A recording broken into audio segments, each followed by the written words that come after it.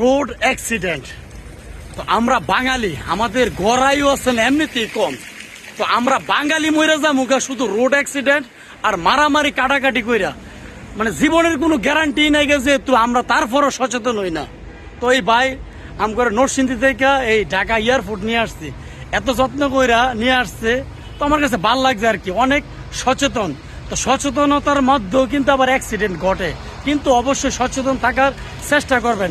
হাজার হাজার লাখ লাখ গাড়ি ভাই, প্রত্যেকটা একটা পরিবারের দায়িত্ব আপনার উপরে। একটা মানে বিদেশ দামে নিয়ে আসছেন, কি একটা আশা ভরসা নিয়ে আসে, আপনার সাধারণ একটা খামখেয়ালির জন্য একটা অ্যাক্সিডেন্ট হইয়া পরিবার ধ্বংস হয়ে যায়। তো অবশ্যই রোডে চলাকালীন অবশ্যই রোডের যে নিয়মগুলো দেওয়া আছে, অবশ্যই রোডের নিয়মগুলো পালন করার চেষ্টা করবেন। তাহলে অবশ্যই আমরা সচেতন থাকতে পারবো, সবাই সচেতন রাখতে পারবো। এর জন্য ভাই আপনার এরিয়া আপনি অবশ্যই কন্ট্রোলের ভিতরে রাখার চেষ্টা করবেন। অ্যাক্সিডেন্ট মানে জীবন, অ্যাক্সিডেন্ট হতেই পারে, তারপরে কিন্তু সচেতনতা হচ্ছে সবার ঊর্ধ্বে।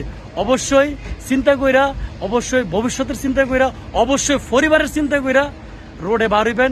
অবশ্যই যে যার ধর্ম পালন করেন তার ধর্ম অনুযায়ী অবশ্যই ও যে সৃষ্টিকর্তারা ডাইকা অবশ্যই সবকিছু নিয়ন্ত্রণ করার চেষ্টা করবেন। অবশ্যই সৃষ্টিকর্তা হয়েছে গিয়া সবচাইতে সুন্দর পরিকল্পনাকারী।